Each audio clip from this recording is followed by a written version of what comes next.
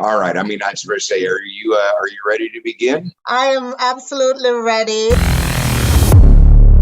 And we are back with another episode of the Julius Files. And this episode is an Entrepreneurial Chronicle. And my guest today is actually pretty fascinating. I think that she's got a great story, specifically because she built a business with the intent of actually selling the business. But I want to introduce Dr. Sandi Webster. Sandi, how are you today? I am well. I am truly well today, and thank you for having me. Absolutely. Well, and with my type of podcast, I want to dive into the entrepreneurial journey, but I would kind of like to back up to the beginnings of life for you, or how things all started and what led you into your entrepreneurial journey. So let's back up to an earlier place in life, wherever you'd like to begin. Tell me how life got started for you, and how you started to progress into your journey itself. Okay, well, we might have to go way back to the days of the troglodytes. Okay. Or actually, my entrepreneurial journey started when I was a little girl. My mom had to give me pocket money, and I just thought, why can't I have my own money? And she would give me about $1 or $2 at the time, so I could buy my little records, 45s, and I wanted more money. I wanted to buy a record and candy and other things. You wanted it all. Why not? A girl should have it all. I decided that I wanted to work for my money. And I can remember my first go at entrepreneurship. My aunt made wedding gowns for brides. And she wanted someone who could do the hem and the stitching seamlessly. And it turned out that if you had small hands and small fingers, you could make that. Well, I'm only 5 feet as a grown-up. So as a child, my hands were really small, and I was able to do that. So she would pay me $2 per gown. And I'm talking, this is 1960 something. So I'm like, well, how much do they pay you for a gown? And which is, for a little kid, you don't ask those questions. But I did, and she gave me an increase. And that increase set the foundation for my entrepreneurial skills. There we go. I then went on when I was about 10. I grew up in Brooklyn. Okay. And in a Jewish neighborhood. I was one of the few Black kids in a Jewish neighborhood. And Jewish people on Fridays, which is their Sabbath, if they didn't turn the lights on, and I'm talking late 60s, early 70s, if they didn't turn the lights on by Sabbath and they came home, they would sit in the dark the entire time, because they weren't allowed to turn on electronics and any kind of those equipment. So I started making money turning the lights on for them, $1 per light switch. I mean, that's entrepreneurial. Absolutely. I think it's a gene, and you can either access that gene and turn it on, like, a cancer gene, something will turn it on. And for me, it was always opportunity that turned on that gene. I also, right after that, started babysitting, and I got too many kids to babysit. So I started using my friends and paying them. And eventually my babysitting turned into a daycare. I mean, so you learned the scaling side of it as just solving a problem. And, I didn't think of it, or I didn't know to think of it as scaling. I just always thought, where is there a need? How can I fill that need? And the best way to make money, actually get paid and earn money, fulfilling that need. And that's how I always thought. Later on, I went into the corporate world, and I was always on the entrepreneurial side of the corporation. New business development, new products. I love new things, and I have a knack for helping to launch and start new things. After 9/11, well, the world was in chaos after 9/11.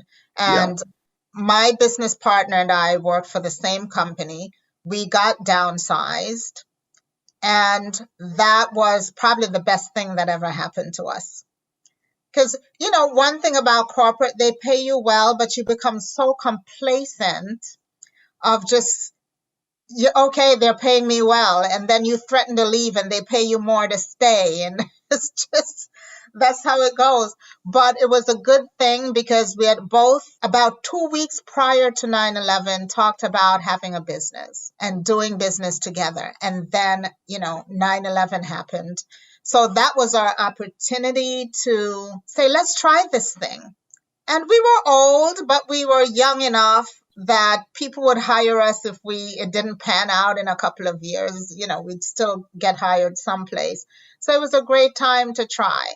And we knew marketing, we knew analytics, and we launched a company, Consultants to Go, aptly named, because the reason we named it that was we had a lot of female friends who left the corporate world when they had their children. Okay. And at the time, virtual was not a thing. Part-time was not a thing. And so they would be working 90-hour weeks or just quit to stay home. And we thought that was a shame that we had all these talented, well-educated women, senior level executives leaving the workforce. Why not utilize them and put them on projects? So they can pick whether they wanted a 3-month project, a 6-month project, whether they wanted to go into the office for an assignment or work from home, and they would still be making an excellent income. We would pay them market rates. Okay. And that was our business that was launched. We provided marketing and analytic services to the Fortune 500 companies. Really? Which is what we knew. That's what we came from and what we knew. We just gave it back to them and charged them for it, right? Well, and I mean, because if you started in the corporate world, that's that going back to those relationships and resources that you've been operating within, and just turning it into a contract field. That's again that honestly solving your own problem. Yes. And that's how most small businesses start. They're doing something they knew how to do and took it out and started. But what Peggy and I did differently, I think, is we sat down before we started the business and we had a really strong discussion around what do we want this business to be? What is the intent, the exit strategy? We were talking about the exit strategy before we started the business, right? And we had young kids, like teenagers. We asked them, like, would you be interested in taking over? And the answer was no. No, we don't want to do that. Funny enough, they're doing that now, Jason. They're doing that very thing. But we said, well, we'll sell it. This is how we're going to make our money, how we're going to get our money back, our retirement fund, right? Because as a business owner, you put all your money into this thing. We don't have a 401k like we did in corporate. We don't have any kind of things that you would even think about, like, gee, I would like to hire someone to help with my printer or my computer. There's none of that. Mm-hmm. So the only way was to really sell our company. And so we built it that way. We started from the beginning saying, what are the things that you need to sell a company? What do you have to have in your business? What are they looking for when someone's looking to buy a company? And we didn't know the answer. So we formed a board of advisors. We got a board of advisors together. They were all really uber talented people who had done this before, worked in corporations, bought big businesses, and advised us, really just sat us down and said, listen, it's all about EBITDA. It's all about the bottom line. When anyone is buying your business, it's not about your revenues. Yes, they'd like revenues coming in, but they want profitability. they need to understand that you have money to run this business, to grow this business, and that's what they're looking for. So, find out what is the multiple in your industry or the type of business you have. Is it, and usually, again, on EBITDA, is it 6 times? That's how they decide the multiple, right? You hear these tech companies, they have a different multiple because they grow astronomically. So they might be 100 times your EBITDA. And we focused on growing that bottom line. And everything we did, we always asked ourselves, how does this impact EBITDA? So, I mean, I can remember in my reading that it was always about, if you're going to start a business, think with the end in mind first. I think inevitably when you get into business, you start losing sight of that because you get into the middle of the daily tasks of actually trying to develop the business itself. But I mean, like when you look at, you did it right. And when I say did it right, you literally, it sounds to me like you had all of those proper conversations and agreements and communications before you ever took the first step forward. Was that something that you had inside of your network and of your circles to tap into, or is that something that you just knew through reading and research and you had to start searching those people out to put the actual team together for that type of advisement? It's a little bit of both. So remember that babysitting business that turned into a nursery? I knew nothing about that. I was in my teens. I was way too young to know anything. So I had a mentor. I didn't even know I needed an accountant. I didn't even know I needed to file taxes. Let's be clear. Yeah. And there was a gentleman who was an accountant that lived on my block, and I was babysitting some of his kids. And one day he came to me and said, you could get sued. I'm like, why? I'm not doing anything wrong. And he said, well, are you a registered business? I'm like, what's that? I'm a babysitter. I'm registered as a babysitter. And he's like, no, you have like 20 kids and this is called a daycare. Mm-hmm. And there are different rules around that. And you can get sued if something happens to a child. I'm like 16. What are you talking about? But it was the best thing that happened to me because he became my mentor. He also brought in other people, I don't know, from sales. At 16, you need a kid babysat, I'll send somebody. Mm-hmm. But I didn't know anything. So he started bringing in people for me to talk to. Learn this from this one, learn that from that one. And eventually they were really my board of advisors. Informal as it may be, but they were my go-to people. I knew who to call if I had, a food problem, right? With breakfast or with whatever. I knew the education side, who to call, because I didn't train for any of that. And when I started my business, I said to my business partner, Peggy, we don't know everything. We think we know everything, but we might know everything about marketing and analytics, but not how to run a business. And so we need people who can tell us and advise us because they've done it before. And she was resistant at first. It's usually, why do you want to bring people in who's going to try to tell us what to do kind of attitude. But eventually she came around and said, yeah, we realized we didn't know sales. Mm-hmm. We're dealing with Fortune 500 companies. We don't know sales. We just know how to go in and present ourselves. And we didn't know about, overcoming obstacles or rebuttals or being prepared to answer questions ahead of time. We knew none of that. So we got people on our advisory board who head of sales in corporations. We got a CFO who became our CFO. He was the CFO at Verizon, which we lucked out on. And these people, some came from our network, but some we hunted for.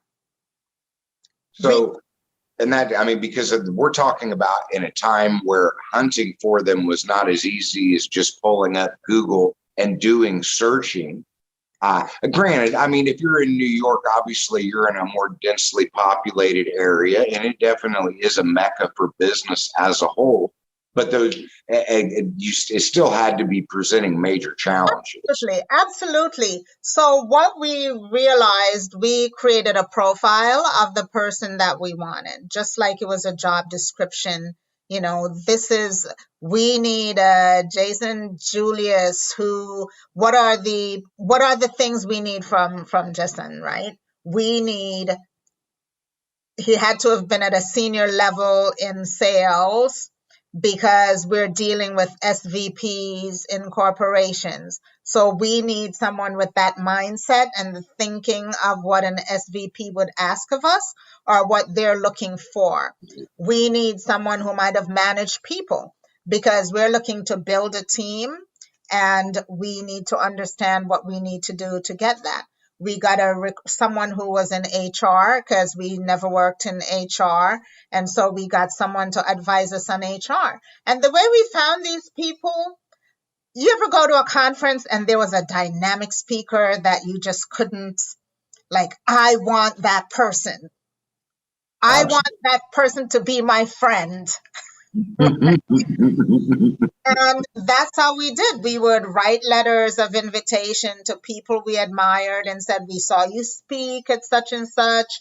We really think you could be an asset to us. We're forming an advisory board. Would love to have you. We laid out, it's 4 times we're meeting a year, you know, for maybe 3 hours each time. Like, we gave very specific things of what this board would be and what we're asking of them. Right? Most people will say yes if it's not onerous. Okay, so I'm going to talk to them a couple of times a year, maybe some phone calls in between, but that's not onerous. Mm-hmm. So we learned to give them the benefits of why they would be on a board. You know, a lot of retired executives still want that prestige of knowing who they are. They can introduce themselves, right? I used to be Sandi Webster, blah, blah, blah, at XYZ company. And all of a sudden, when you retire, you don't know how to introduce yourself. So now you can say you sit on the board of so and so and so, right? But you find what that person's looking for. If it's like a sustainability company, they're really into the environment and really want to protect that, then they will come on your board. But find out what triggers them and what they really want to do. My board was not a paid board, but there are boards that you might have to pay to get the person you want. And I mean, I'm just so fascinated that, I mean, because basically you're talking about, you were creating avatars long before they ever started talking about creating avatars, because you knew to create an avatar of exactly what your advisor would look like for each individual piece. I mean, that is just so wonderful to hear. I mean, because would this have been what, 15, 20 years ago?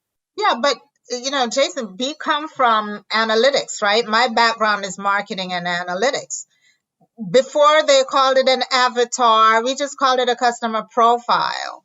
Okay. Right? And so in marketing, you have to know your customer. You have to have this profile of who you want, where they come from, what do they look like, where do they live? And in segmentation strategies, that's what I did in analytics. I did all the segmentation to get to the target marketing, to get to the right people. We were just doing the same thing for our business. So it has a fancy name now, but it's really a profile of the customer that we did. And everyone should start off, whether it's of your customer or of your board or of someone that you want, you should have a profile of that person.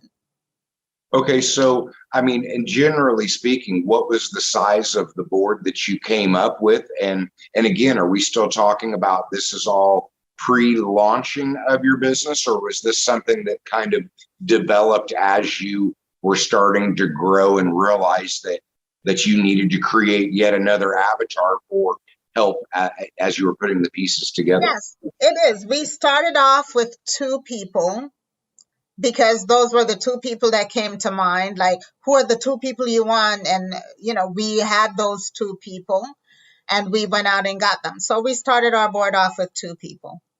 Okay. And then as we needed skill sets and realized that we were lacking something on our team, we would add a person to that. Now, the good thing about an advisory board is they don't have fiduciary responsibility to you. They're just giving you advice. It's not a board of directors, right? Mhm. They're giving you advice. So you can swap out people as you need. So maybe I needed a salesperson at this point, and now I have my sales force and everything's going. I might not have the same need. Maybe now I need an HR, someone with recruiting to help me build that side of the business. So I can swap out people, or some people will tell you, I can come on your board for a year or two, and then I need to go play golf instead of worrying about your thing. So it's a fluid thing.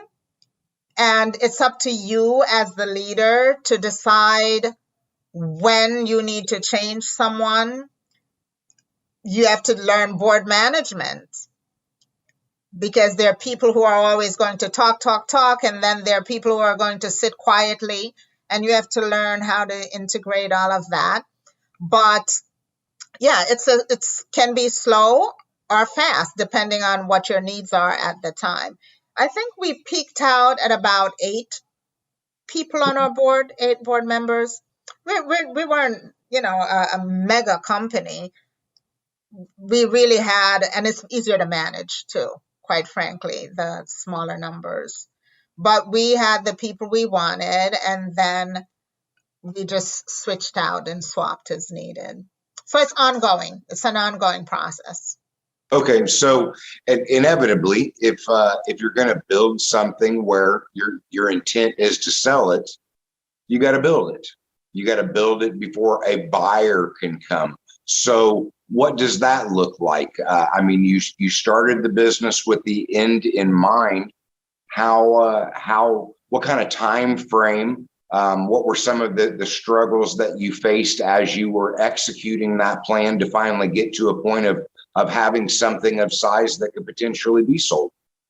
Well, one of the first things that happened, Peggy and I were on billing. So we're a consulting company, and we build ourselves out to corporations, our knowledge, pretty much.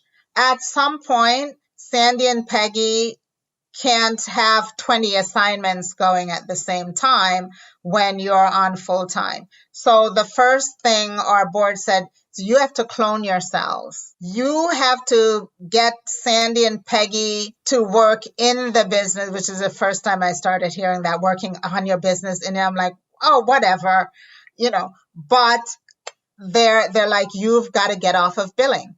You can't be the people trying to do sales at 2 o'clock in the morning because you have an assignment that's from 8 a.m. to 11 a.m. at night. And then we're trying to do our books at night. And it just, at a point, it doesn't work. It doesn't work for you anymore. So we started doing exactly that, identifying, now here's the avatar thing again. We start identifying people who had the skill sets we had and better, because I always try to hire better people than myself or Peggy. So we went for premium people that we knew would deliver for us, and we started putting them on billing. They were 1099 contractors at first, but when you have 1099 people, they walk out the door, your talent walks out with it, right? Mm-hmm. You don't own that skill set. And also, as our board let us know, companies won't buy you when you don't own the talent, when you don't have the people. They're buying your people. Okay. Especially in a consulting business, they're buying your people. They're buying your people, and they're buying your contracts.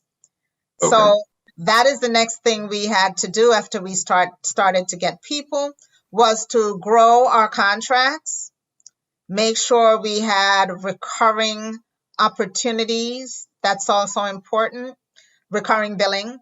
Mm-hmm.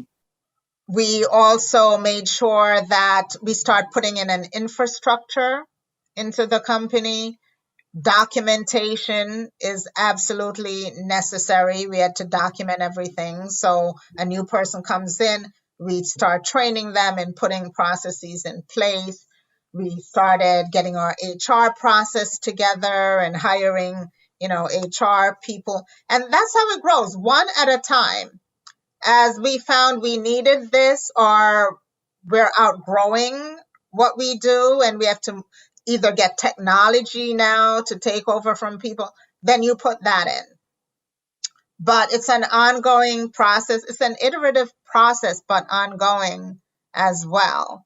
And it takes time. It takes time. You have to be patient with that. Uh, you start getting managers, like middle managers. You started to get a hierarchy, right? Which I wanted just a flat organization. I wanted to sing kumbaya and know everybody. But when you start to grow and you have employees in all different states and you're at 200 employees, you're not going to know everyone. You still have to find a way to feel like you know them and to engage with them, but you're not going to have the level of closeness when it was Sandy and Peggy, right? Or when we had 10 people and we knew everybody's name and we know their kids' birthdays and we knew their dogs. 200 people, I never even met some of those people in person until we had like a fun day, family day or something like that. And that's a change also that I find business owners struggle with. They want to keep everything close and tight knit and in control. Because when you can put your arms around it, you know where everything is, every I's dotted, every T's crossed. And as you grow, it gets away from you. There is no reason. You have to learn to trust. You have to learn that there are other people who can do it better than you can, certain skill sets. And just trust. Trust but verify, as we say. Keep the checks, have checkpoints and checks and balances in place so that you can go back and look at your numbers, understand what your books look like, which is another thing I had to really apply myself to. I don't love finance. Thank God I had a finance business major for a partner, but I'm not a dummy with numbers because I come from analytics. I just don't like the QuickBooks and it's not intuitive to me. Yeah. But I can tell you what reports I want and I know how my numbers should be and I will ask questions about it. So I'm not totally hands off. I want my reports every week. And I'll look at my reports. So there should be a trend that I'm seeing. If my numbers are going downwards, I will ask, why are my numbers going down when this number is that? Like, what are we missing? We need to address that, right? But it's a learning process when you're growing a business, and you have to be patient, which I lack severely. I think we all do. But hearing that, basically you scaled from 2 to 200. So talk to me about the timeline that you had to walk of moving from creating it and developing it where you were doing it to the stages of which you had to start backing out and replacing yourself so that you could start to be more of an overseer or manager of the monster.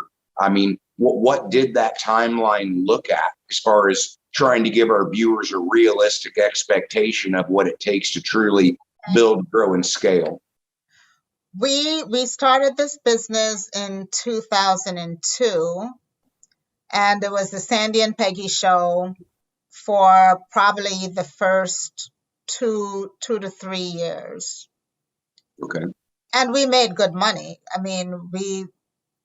We brought in the bulk of the income. Then we started realizing we had to have other people.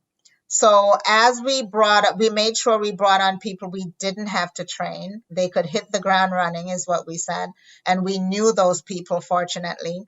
So we didn't have to actually manage our consultants because they were self-sufficient and already knew the business. We started in 2006. I think we got our first employee in 2005, and she's still there. Employee number one is still with the company we sold.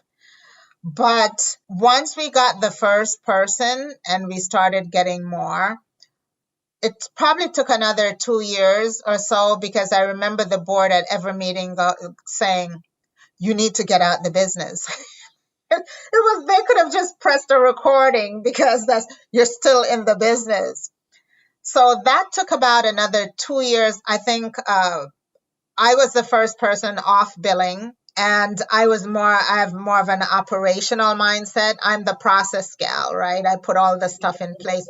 So I took on the COO role to start laying infrastructure while Peg was still on billing. So we didn't just willy-nilly both jumped off of billing because we still needed money coming in. And at that point, we decided we wanted to pay ourselves. We need to get enough money in to pay ourselves if we're now paying all these other people. So that probably took like another 2 years. So from start to, we made our first $1 million in 2006.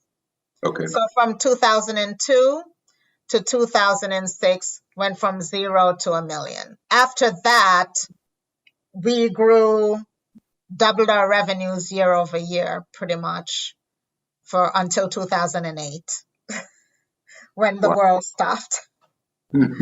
Yeah. But we also learned a big thing in 2008. And what we learned is we needed an additional service. So we needed to bulletproof our business against recession, right? Or recession-proof, rather, our business. Because we were all in financial services. That's 90% of our business, financial services. A lot of traveling, those companies depend on the travel industry for big ticket items, resorts, all of that. The world stopped. And so if you're only in travel and the plane just hit the World Trade and there's travel all over the world is shut down, you have no business, pretty much. We still had business, luckily, because companies even needed to do more marketing at that time, right? So we had contracts that were through 2008, but 2009, when those contracts expired, you're not getting any renewals.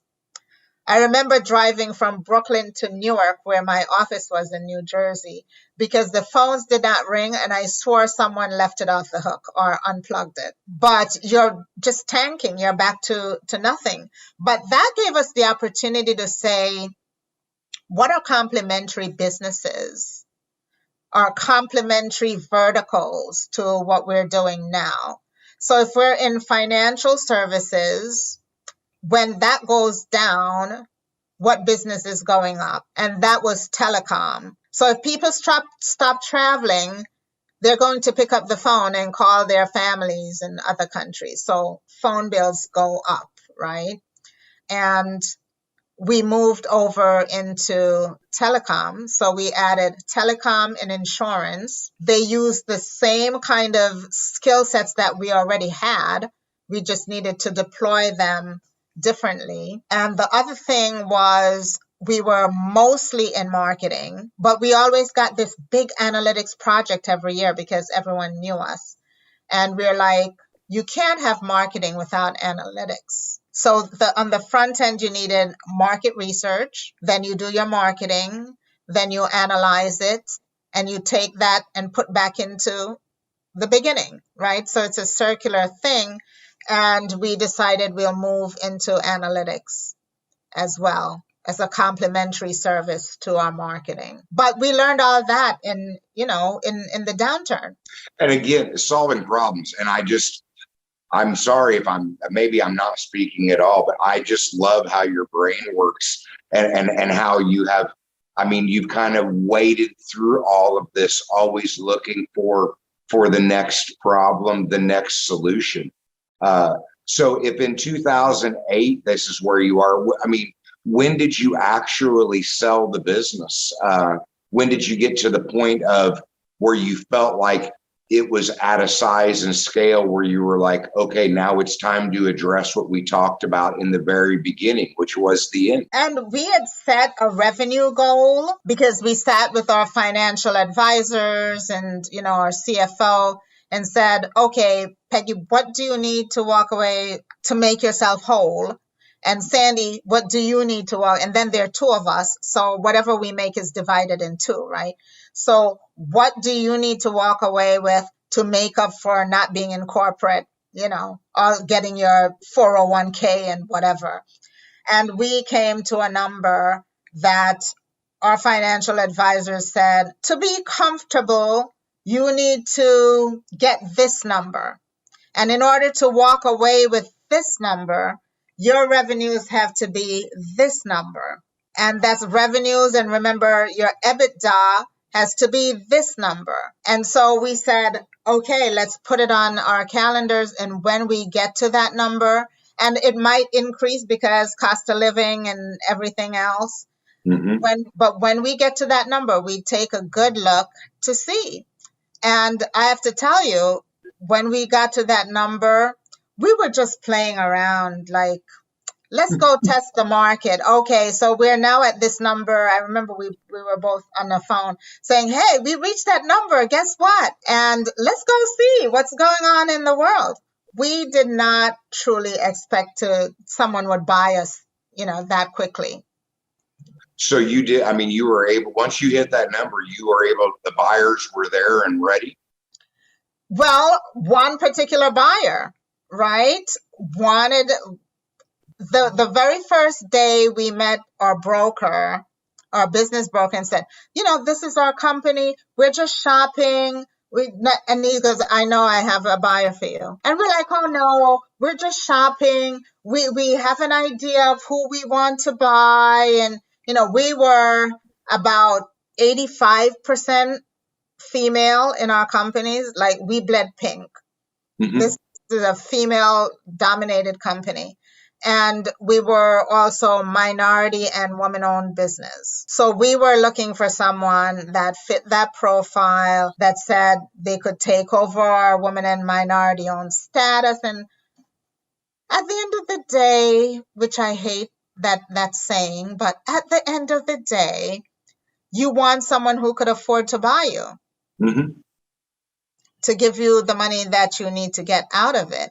And we didn't find a woman business owner that fit that match. So we went back and go, well, we'll talk to that guy, And in no time at all, it was a good match for us.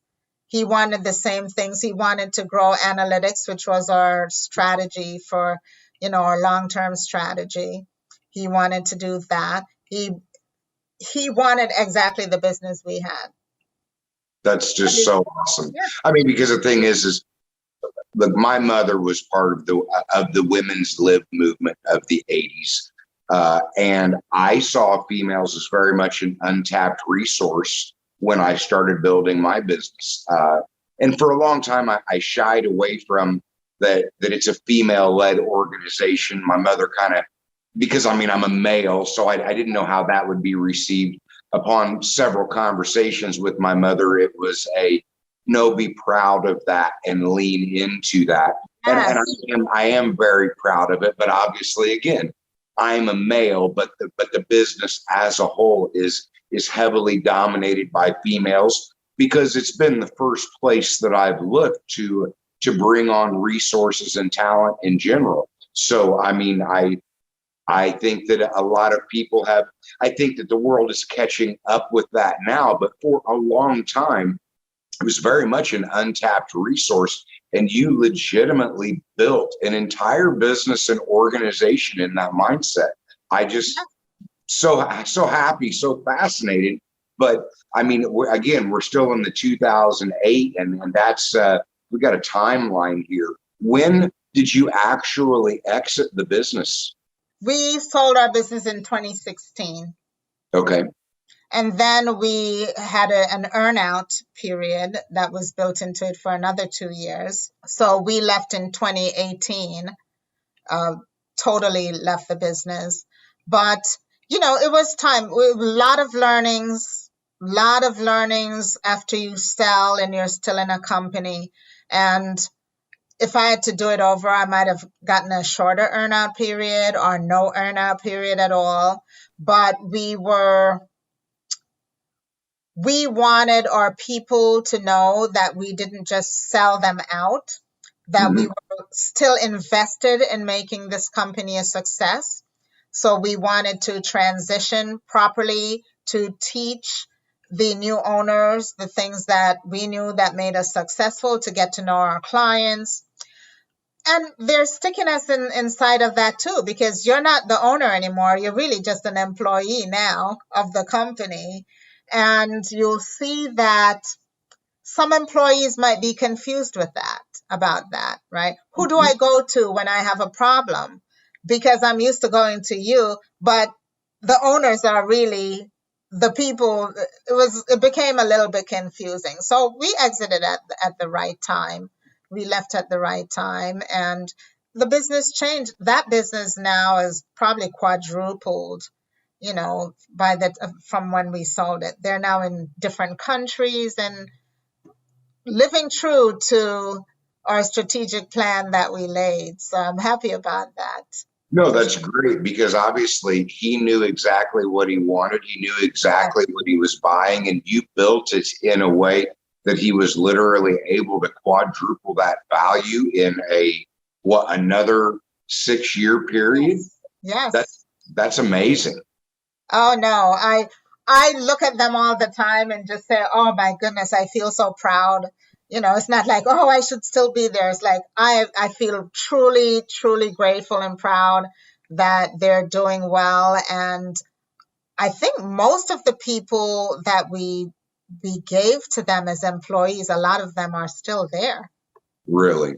Yeah. So the thing is when I think about selling my business, in the worst of times, I will talk about how I just would love to go sit by the ocean and experience that calm. And my sister's like, yeah, after about a month, it would drive you nuts, and you would wish that you never sold.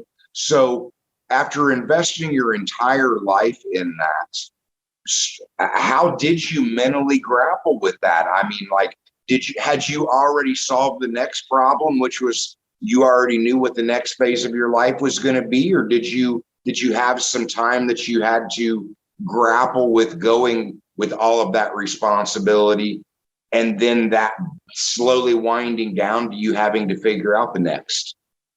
It's a little bit of all of that.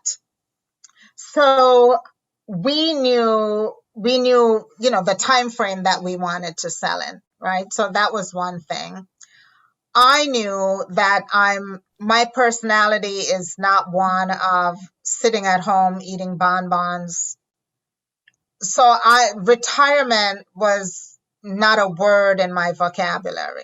It's just, what is next? What will I be doing next?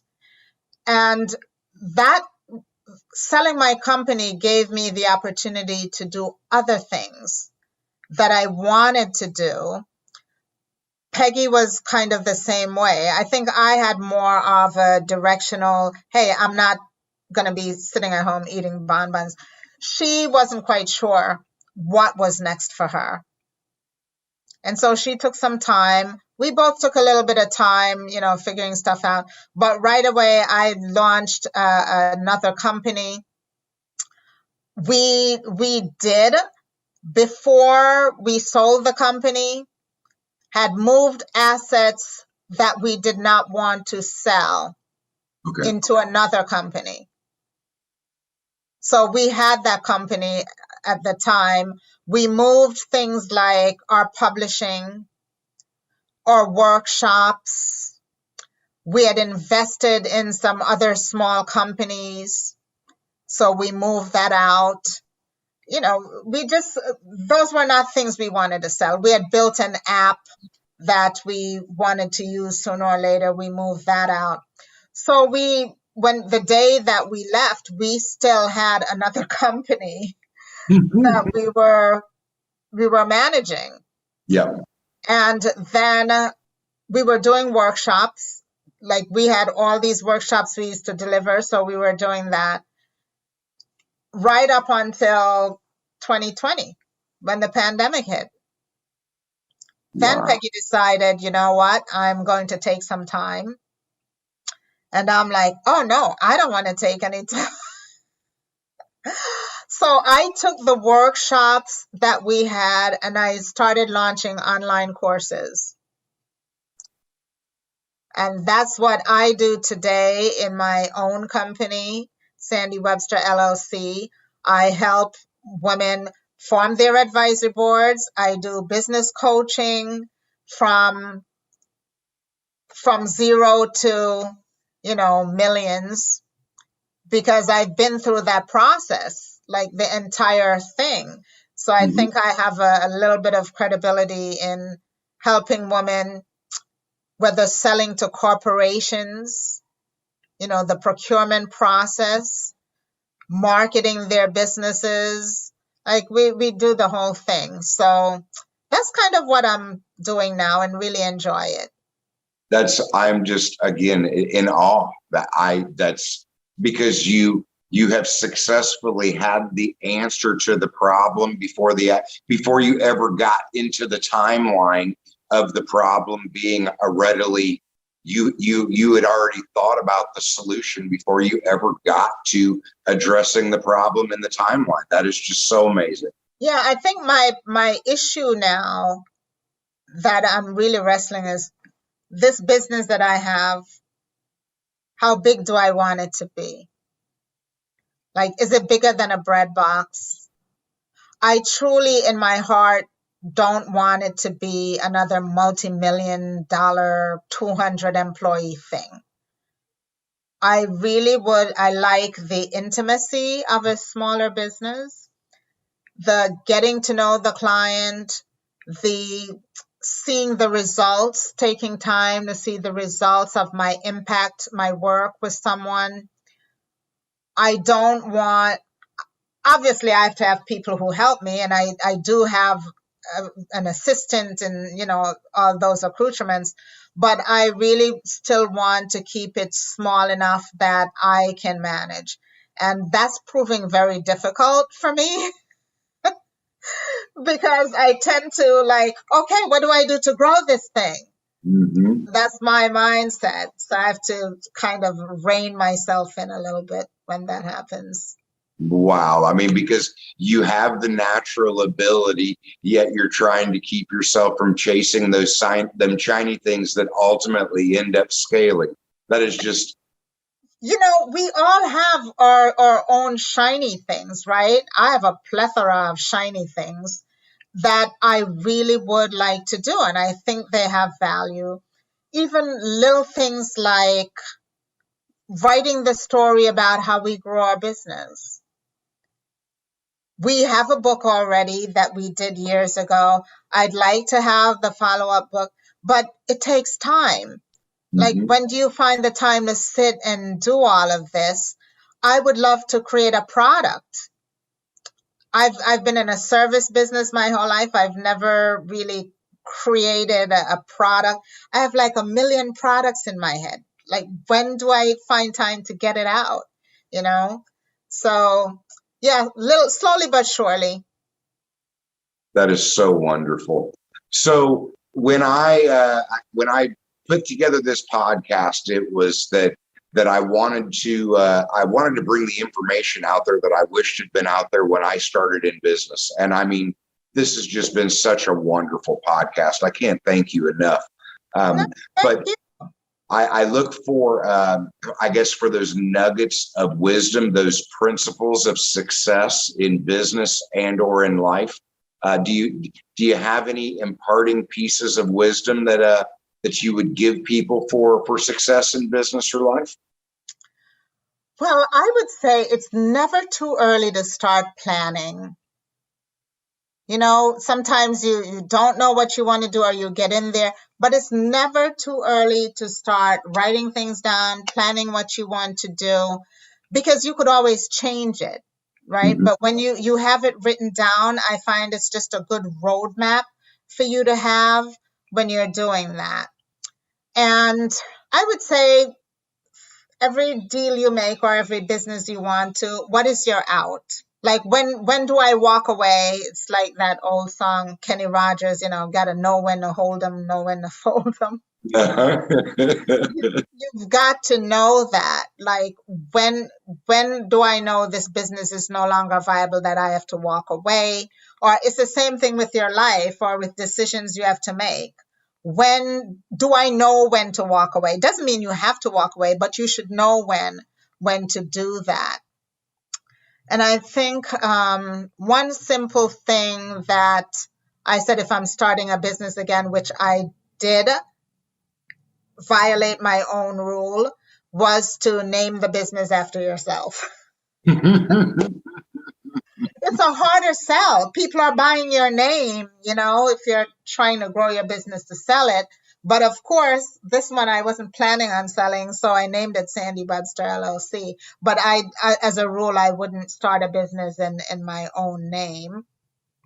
And I think those are the key things in a business. Keep it trimming and trim all the fat from your business. Just keep it tight. I remember the first day my CFO told me, your parking costs are too high.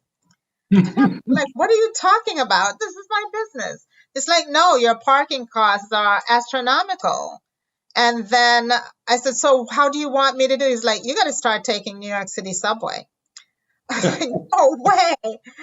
But I found the silver lining. Yes, I looked at those numbers. The numbers were way too high. I would spend a couple $100 a day on parking just driving in New York City from one lot to the next. And taking the train, I started to do a lot more reading, a lot more writing. I just found ways of making it work. And we should all do that in our own business. Fight like hell to not do it, but then succumb to the inevitable. And the bean counters get involved. yes, absolutely. But yeah, just really planning. I find I have a vision board. I don't know if you do vision board stuff. It's such a frou-frou woman thing to do.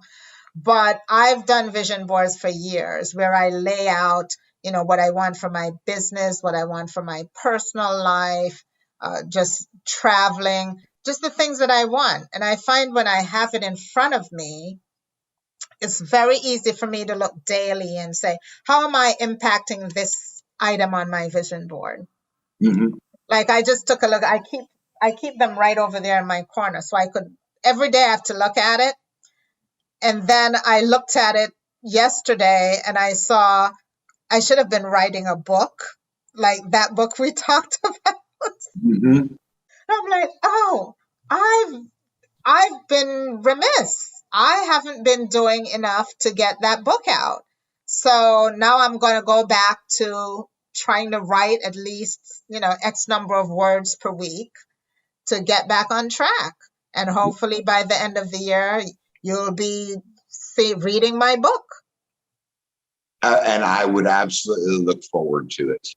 No, I do look forward to it. So, I mean, as we wrap up, I don't know if you're trying to develop a personal brand, but I know that you have a podcast out there. If people are interested in learning more, where do they find you? How do they find you? So my name, Sandi, Sandi, Sandi Webster, LLC.com, just sandywebster.com. And I also have a link tree, which every piece of my contact is on there. And it's at It's Linktree Sandi Webster, Sandi Webster. And everything you need about me will be there. My email is the same, Sandi Webster. It's so easy to find me. It's Good. ridiculous. No, because this has been such a fascinating interview. I can't thank you enough for taking the time. Thank you. I appreciate it. All right. So we are going to wrap up this podcast. If you are looking at an entrepreneurial journey, if you are a female that is looking for a female that is absolutely wonderful and she has done it and looking for an advisory role or any help, please look up Sandi Webster. So until next time, you guys have a great day.